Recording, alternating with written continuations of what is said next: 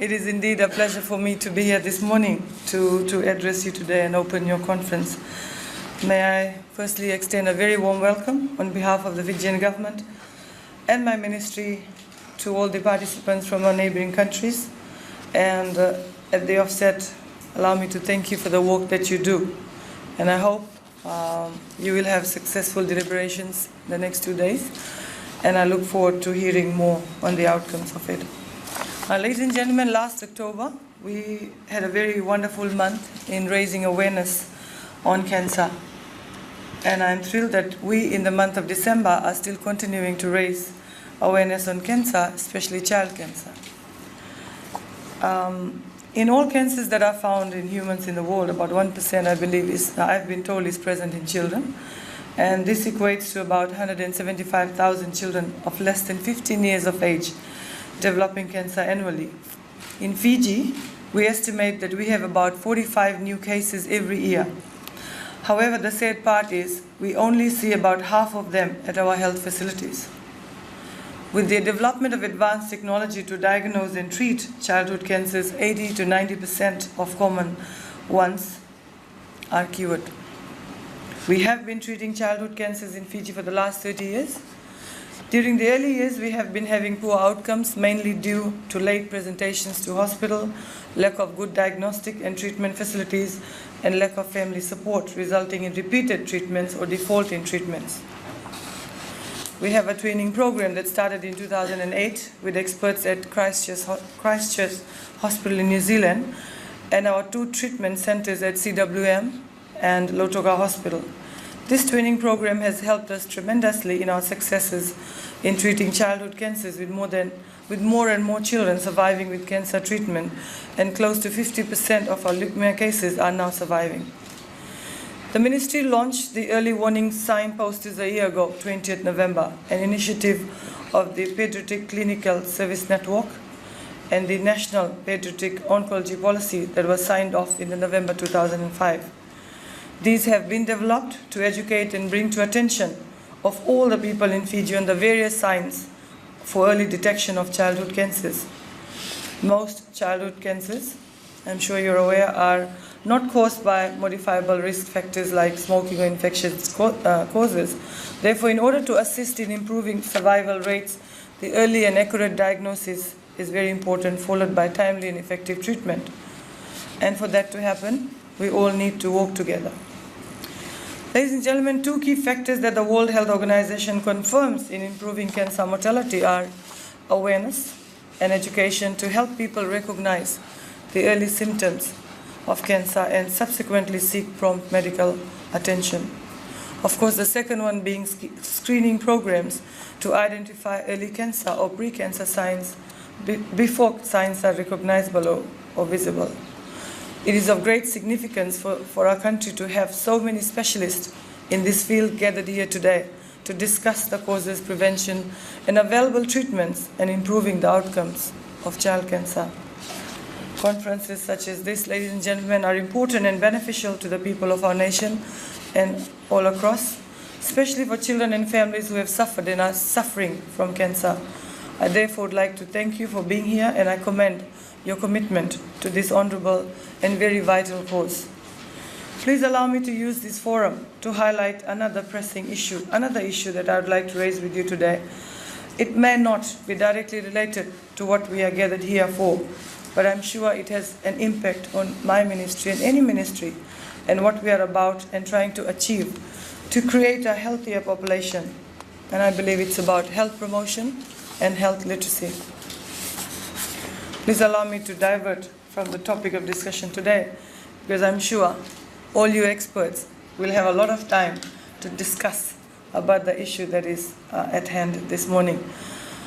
Health promotion, ladies and gentlemen, encouraging healthy diets, regular physical activity, good social relationships, lifelong learning opportunities, and other meaningful activities is a very crucial component of a strategy to achieve a healthier and a more active population.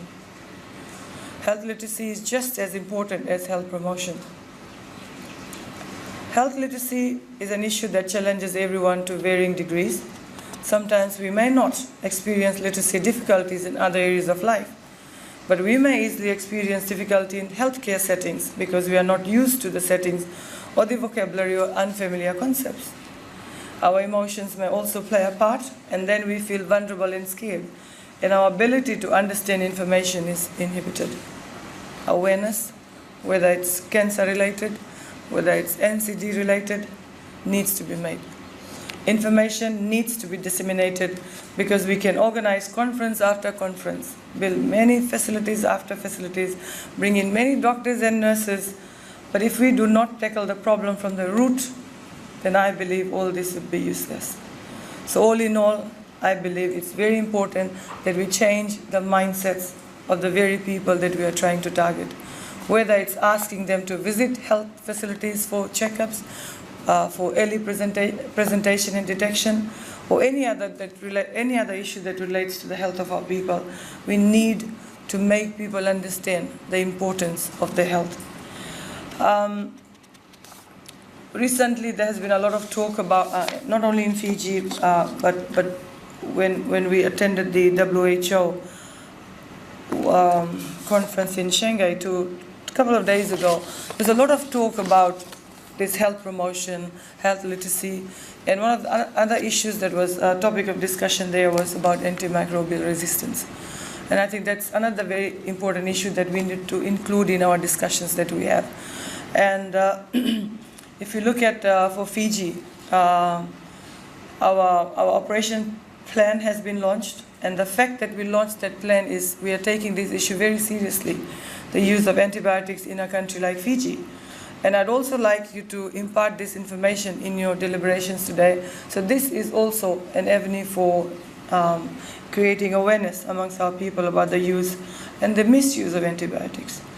As a ministry, as health professionals, and as a Minister for Health, I think our priority should be the health of our people.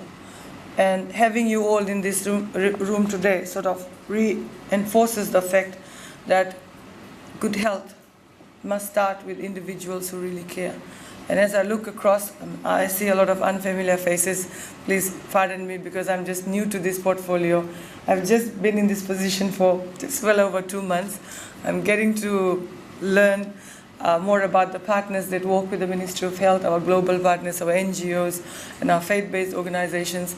But I believe that having people like you, professionals, like-minded professionals like you in a room, greatly helps us in promoting the very issues that is pertinent to health in Fiji and probably across the Pacific as well.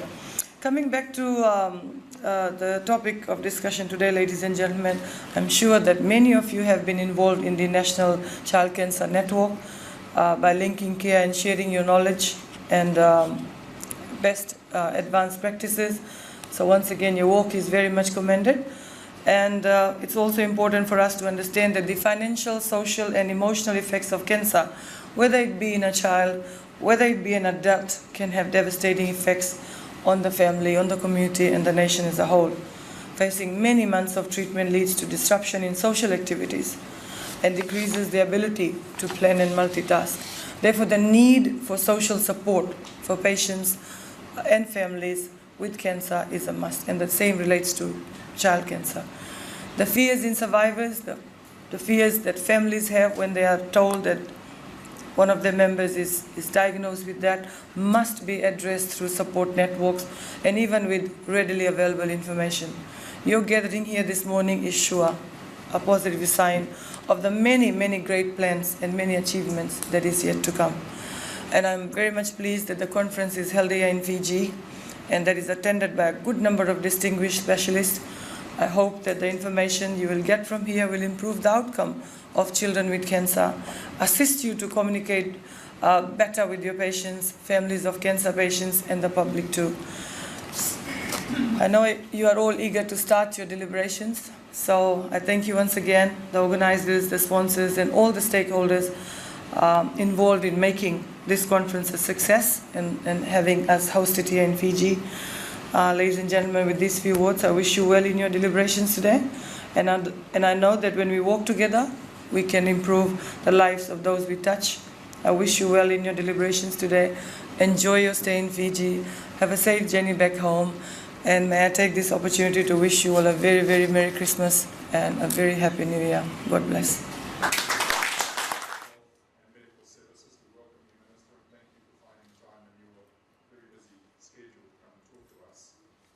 Dr. Wendy Snowden, who's the coordinator for non-communicable diseases, WHO South Pacific, and Wendy is a very important. Dr. Michael Sullivan, President for Oceania for the International Society of Pediatric Oncology, Lautoka. Dr. Ringa Taito, who's the leader of the Child Cancer Multidisciplinary Service here who's convener of the Pacific Island Work Group for the National Child Cancer Network in New Zealand. And Jane is a